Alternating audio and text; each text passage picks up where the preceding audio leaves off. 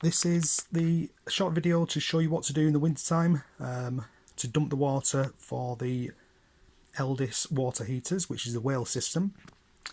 What I've got is, there's the water heater there, and this is the water dump. All we basically do is just turn that to that, and then you should be able to hear the water trickling out,